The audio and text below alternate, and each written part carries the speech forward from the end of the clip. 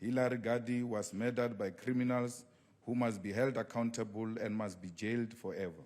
We as the EFF are actively involved in seeking justice for Hilary Gadi and caution the police service and political leaders to not play dirty, dangerous and opportunistic political games on sensitive case of murder.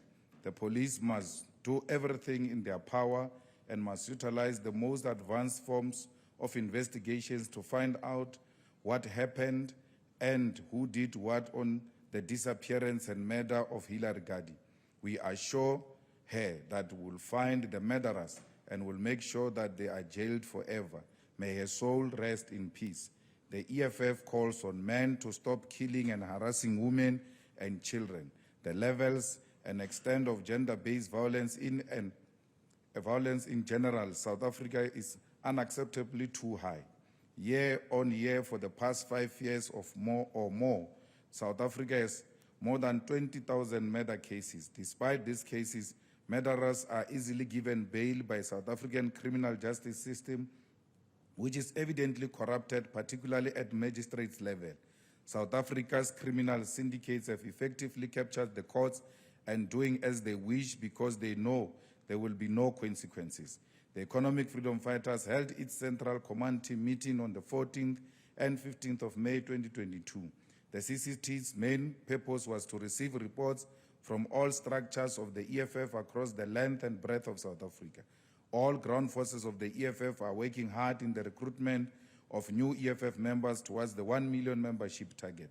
Majority of EFF branches are meeting the weekly and monthly target on recruitment of new members, and many revolutionary activists are joining the organization online. We once again call on revolutionary activists and all people in South Africa to join the EFF because it is the only weapon in the hands of the oppressed and exploited black people in South Africa, Africa, and the diaspora. The EFF is the only anti-colonial, anti-capitalist, and anti-imperialist movement in the entire African continent and the only organization that is truly fighting for the total emancipation of black people. We call on all people in South Africa of all ages and races above the age of 16 to join the EFF in their numbers because it is the only weapon for true liberation. EFF branches will be convening their branch, general, and people's assemblies starting from June 2022 in preparations of the provincial people's assemblies, which are scheduled to take place before the end of 2022. We call on all members of the EFF to exercise maximum discipline in all assemblies because the people of South Africa do not and will not respect an organization that are defined by infightings. The CCT commends the work of the organization in Ward 3 Polokwane and Ward 5 Mafikeng, where an absolute majority of voters voted for EFF councillors. The EFF will continue to win wards in all provinces because our people have faith in the organization. The CCT commends the work of the EFF Student Command, which is currently the dependable voice of students in all South Africa's universities, University of Technology and TVET colleges. The EFF-SC will be holding its third National Student Assembly in June to elect new leadership and also determine the program of action for students. The CCT observes that under the current government, the conditions of the people of South Africa are getting worse with rising levels of unemployment and poverty. While our people are getting poorer, the current government has surrendered all power to the white capitalist establishment. Government has already declared that it is not its responsibility to create jobs, but the responsibility of white capitalist establishment. In the middle of job losses and rising poverty levels, the prices of necessities are rising, and this includes the prices of fuel and food. Rising fuel and food prices worsen the living condition of our people, and the current government has no willingness and capacity to combat rising prices that worsen the living condition of our people. The current South African government had already started the dangerous and evidently the unsustainable path of privatizing state-owned companies. We condemn and oppose the disposal of South African Airways because its disposal is not justifiable and corrupt. This is absolute. There is absolutely no rationality on selling off an airline for 51 rand to people who are linked and controlled by the white capitalist establishment. We'll do everything in our power to reverse the sale of SAA because it is evident that the state-owned companies will first be made not to function well and thereafter given for free to the white capitalist establishment. The problems of Eskom and Denel are part of the current government intention and method of incapacitating state-owned companies so that they can be later handed over to the private sector and friends of the current leadership. The current load shedding and crisis in Eskom are purposefully created to justify the subsequent disposal of Eskom to the greedy white capitalist class. South Africa's energy policy and direction are being directed both domestic and global capitalist interests. This is demonstrated by the current announcement and policy statements by Western powers on the form and transition from fossil fuel to renewable energy South Africa must adopt. What is evident now is that there is no believable plan for a just transition that will secure the work and well-being of communities and workers that depend on the coal for their livelihoods. The activities of the Workers' Day this year have demonstrated that the workers in South Africa do not have any form of organized protection. The workers' rejection of Ramaphosa and ANC must be commended and must be repeated everywhere because the ANC has sold out the workers. The unions that are affiliated to the ruling party are led by careerist and aspirant business people who are controlled by factions in the ruling party and different fractions of the capitalist class. As a movement whose primary interest is the liberation of the working class and the poor people, we are willing not to stand by and watch when the workers are left defenseless because current union leaders are in bed with the ruling party and capitalists. How do you justify that there is no strong union in the food and agricultural sector despite the super exploitation of farm workers? Many sectors of labor, including in the public service, remain defenseless because there are no unions, or the so-called unions are controlled by the ruling class. We as the EFF will do everything possible to ensure that workers are better organized and defended by unions that are not in the pockets of capitalists and government. In the immediate, the EFF labor desk will continue to represent workers in different provinces and regions. Workers who are defenseless must continuously contact the EFF labor desk when they are confronted with difficulties. Workers are at the core of development and humanity, and we carry an obligation as the EFF to defend them with everything in our power. We will not stand by and do nothing when the workers are being super exploited and harassed by a greedy capitalist system. The EFF has observed the continued deterioration of conditions in the continent with no verifiable governmental unit existing for collaboration towards African unity and independence from colonizers. Rwanda has gone on a dark and regrettable path of engaging in slave trade with the United Kingdom by accepting money in exchange for accommodating immigrants and refugees who reside in the UK.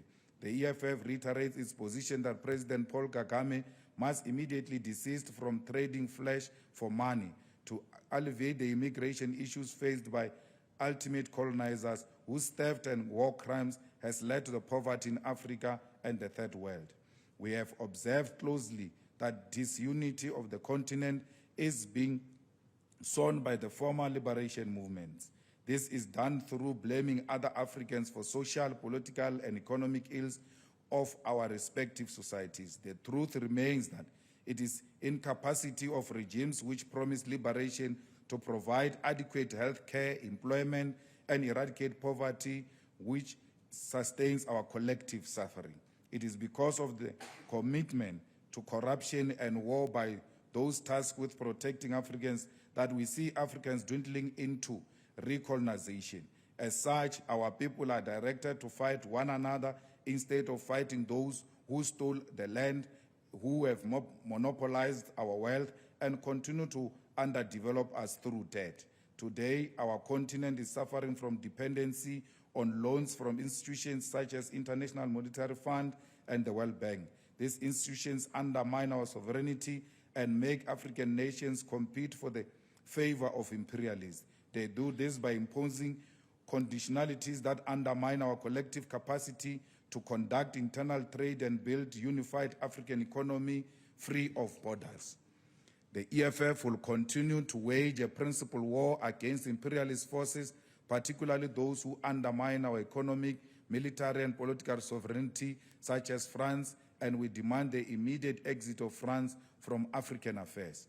The EFF will intensify its support for the struggle towards the liberation of the people of Swaziland. We call on all progressive and like-minded democratic forces in Swaziland to unite the demand for democracy and abolition of absolute monarchy in Swaziland. We will continue to unapologetically and fully support all efforts for the democratization of Swaziland. We commend the Russian Federation's government anti-imperialist program against War Alliance of NATO. We are unapologetic about our support for the Russian Federation anti-imperialist war because all the wars that have happened since the end of the USSR have been imperialist wars to further the interest of Western imperialism. We as the EFF are opposed to imperialism. That is why we condemn the presence of American military base in Botswana and oppose the intended establishment of any military base in Zambia. We condemn the Namibian government's arrest of EFF members of parliament and EFF activists who are militantly fighting against the corrupt government of SWAPO. We demand the release of all those who were arrested and caution the Namibian government that will not allow the harassment of EFF leaders anywhere in the African continent. I thank you. Now I will take questions. Let's go. One. Any hand? Yes, sir. Thank you very much. Just a question here, Mr. Malema.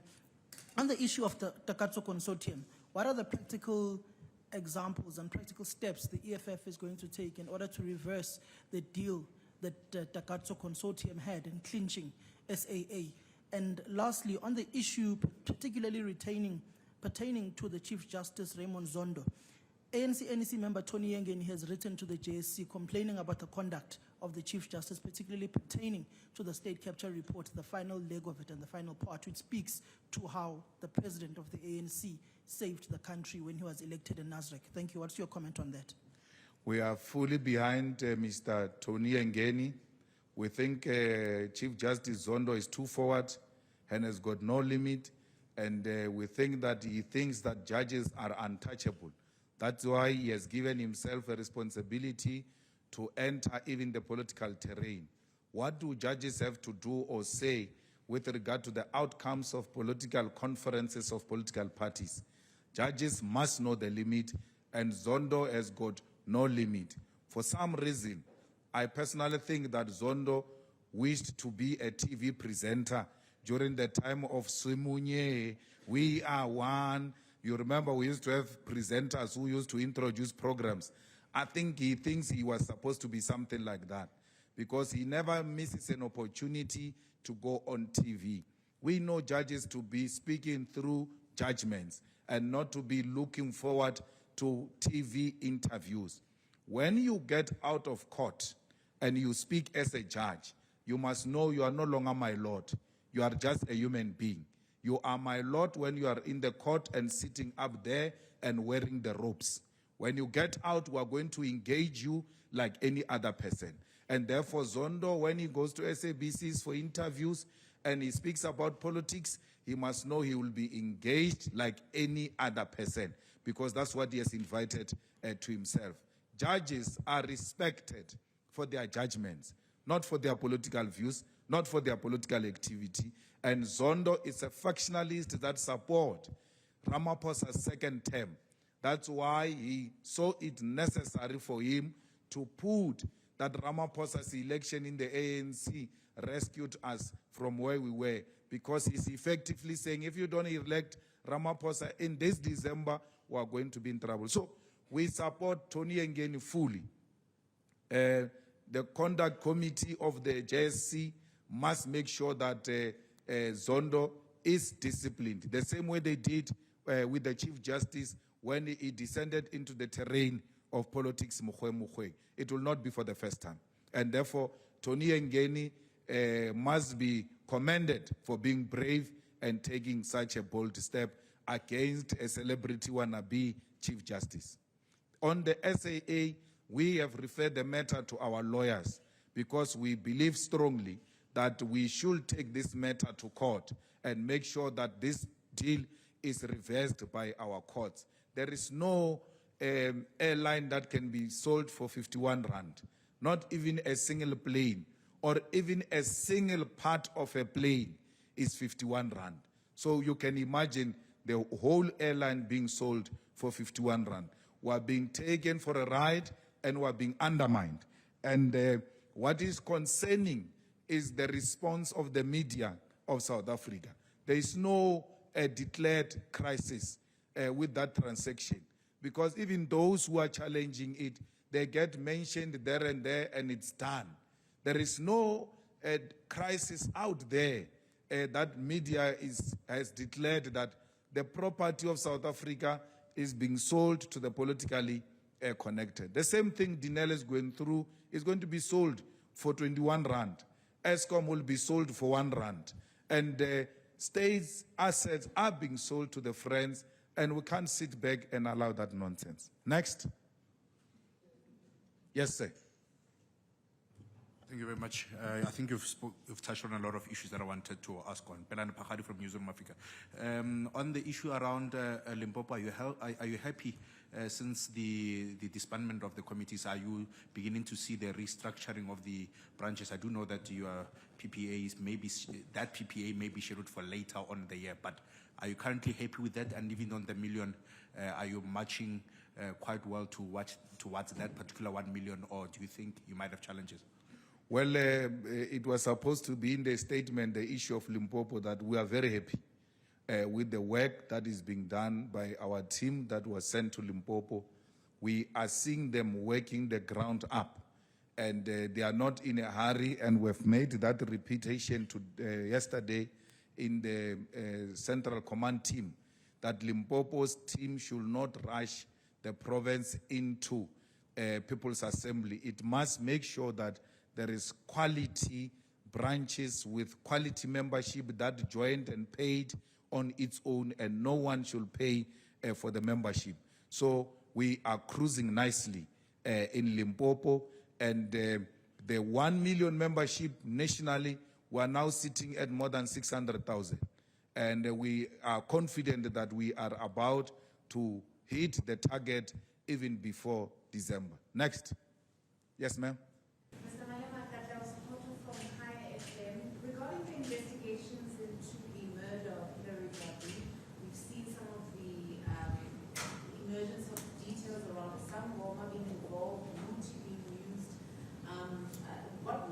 Of the details that are emerging there, just a sentiment as the party, and are you happy with the investigation so far? Well, we are involved in the investigation. We have employed private investigators. Majority of the people who are arrested were arrested through our intervention, the latest being somewhere in Witbank. It was us who said to the police, here is the person who was looking for the account of FNB so that they can transfer 500,000 into that account. You wanted someone with an account of FNB for 500,000 to be transferred so that he can cash it and then perhaps disappear or something of that sort. That was brought to our private investigation unit, and we were able to identify the culprit, the fourth suspect, and we alerted the police and we arrested the suspect. It looked like something that had to do with the ritual, and therefore I will not be personally shocked when there is muti involved and all manner of things, because the way they were stepping her body and her breast and all manner of things, it was now going beyond the issues of just murder and rape. It had to do with something that people are obsessed with, and we are hoping to get the truth, and the only thing that will satisfy us is if these people are all arrested, because the only missing puzzle in the whole thing is how she got captured. We know that when she arrived at the lodge, what happened and all manner of things, but from the shops to how she got captured and how she arrived at the lodge and who captured her, that detail is still missing. And that's what we are on top of. The police are doing everything in their power, working with us to make sure that we bring this matter to its finality. We need the quickest, like the one of Tseofats. The reason why we are happy with the Tseofats one is because it was quick and we're able to find justice when the matter was still fresh. We don't want justice delayed, because even if they were to be found guilty and sentenced for lifetime, after 5 years, it will not feel the same. We want it to be done now. And the sooner we arrest everybody who's involved and we start the trial, the better. Let's focus on the real culprit and not on shenanigans that are not going to take us anywhere. The family is still grieving. The family is still in a difficult situation. They are still in shock. The father every morning tries to find the answers, and we hope they will find those answers very soon. Next. Yes, sir. Mr. Malema, this is Junior Kumalo from News 24. I just wanted to ask a question with regards to a legal opinion that has been sent to Parliament, which says that parliamentarians can start dealing with the Zondo Commission reports that have already come out. What are your thoughts on that? Because the Speaker had said that she's going to wait for the President before that is dealt with. Well, to wait for President is a demonstration of lack of understanding of separation of powers, because what Parliament does has got nothing to do with what the executive does, and therefore Parliament can commence its work on Zondo Commission's report. But there's nothing exciting to the EFF about Zondo Commission's report, because Zondo used the Commission to further the interest of a certain faction against the other faction, and by so doing delegitimized the whole process. 2 billion to fight factional battles. We have no appetite at all to entertain a Zondo Commission report. Where there are obvious matters of corruption, which we have been seized with, we will continue to pursue those matters without a referral to Zondo Commission, because to us, Zondo is neither here nor there. He used that for personal reward. He used that to serve the interest of a faction, and that's why there is a general confusion in the whole thing. So, and he seems to be obsessed with the younger generation, which must lead this country in the future. I mean, if you read the findings on Zizi Kodwa, they are so shocking that he says there's nothing that has been placed before him that implicates Zizi Kodwa or confirms that Zizi used his position to influence anything. But in his conclusion then says to the President, you need to review your position on Zizi Kodwa's position. But why is he not saying anything about Gwedemantash in relation to the President reviewing his position on Gwedemantash? You can see he's pursuing ageism, factionalism, and some other issues that are not in the best interest of judiciary. What about Thaba Makwetla, for instance? What about Nomvula Mkwenyane, for instance? So there is something that he's pursuing which is not in the best interest of justice, but to satisfy certain issues that are outside what he has to do. And when I questioned him in the Judicial Service Commission interviews for Chief Justice, I said, why are you obsessed with this young man who was working in an NGO, who was not in government? Yet you leave Fraser, who was implicated in billions of rands, who was a DG of intelligence. You don't call him, you have nothing to say about him. Fraser says to you, call me, I'm ready to come and share light with you. And you still don't call him. But there's this Zizi Kodwa who was nothing in government. Even when you talk of holding position in the ANC, has got potential of influencing state organs. Let's say that is an acceptable reason why you are going after him. Gwede held more powerful position than Zizi when he was in the ANC. He was the Secretary General, and Zizi was something there without portfolio, and he's being pursued. But the person who had the position of power as a Secretary General of the ANC and got cameras from Busasa installed in his house, the president is not being asked to re-look into his position in relation to Gwede Mantashe. So we don't want to be part of pursuing certain factional battles in the name of Zondo Commission. Where there is obvious corruption, we have done that before, we'll continue to do that. We will take those battles and make sure that the corrupt are exposed. We don't need Zondo. Yes, next. Bob, second bite. Yebo mnumzane, sishaya nje ngamafuphi. Sizwe mnumzane ukuthi njenge EFF sanike nakhuluma yini, or have you had any contact with Takatso Consortium, because they may be seemingly unhappy with the stance that you are taking with regards to nullifying their deal. Have they tried to contact you? What has happened and transpired thus far? Well, we have no interest in meeting Takalo or having any exchange with them. It's not our business to do that. It doesn't matter what form of a transaction they engaged in. Even if it was corrupt-free and every process, every little detail was followed, we'll still oppose it as the EFF because we oppose the privatization of the SAA. The principal stand is the privatization of SAA, and therefore are not willing to meet any private company that says we are justifiable to buy the SAA because we believe the SAA should not be for sale. Bob. Just a quick one, very short. The public protector's impeachment in Parliament, your response to this, or should I say your reaction to that? Well, the public protector is still in court to oppose some of the processes that must be followed by both the president and Parliament. And therefore, we think that the committee should postpone until these matters are settled in Parliament. There is no need to be in a hurry, especially when you are dealing with matters of that nature.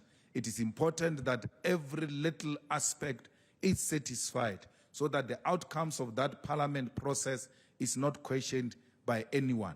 If a public protector is delaying deliberately, trying to make sure that her term of office expires before Parliament could hear the matter, she's denying herself justice, because through that process, she can be able to deal with some of the allegations that are put against her.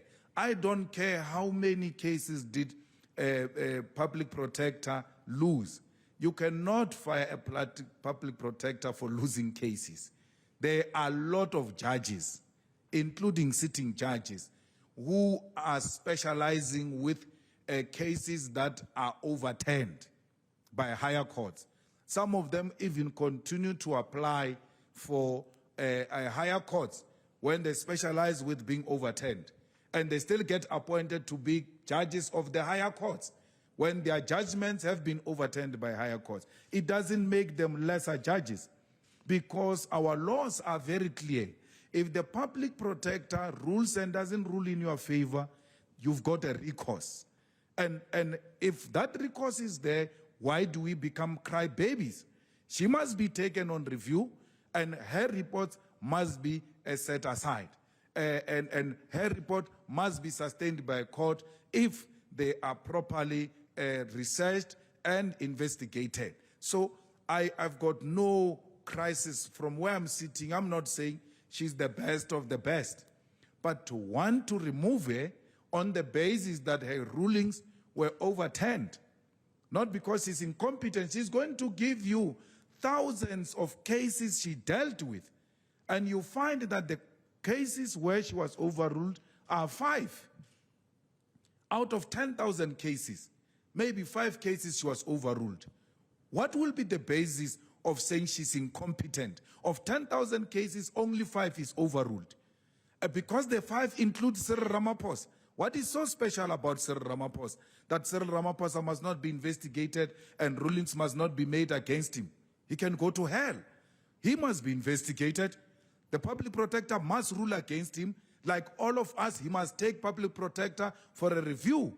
And if he's got a case, they will set aside public protector's rulings and life must go on. Life shouldn't stop. The Public Protector's office should not be destroyed because Public Protector found against Cyril Ramaphosa. Who's Cyril Ramaphosa?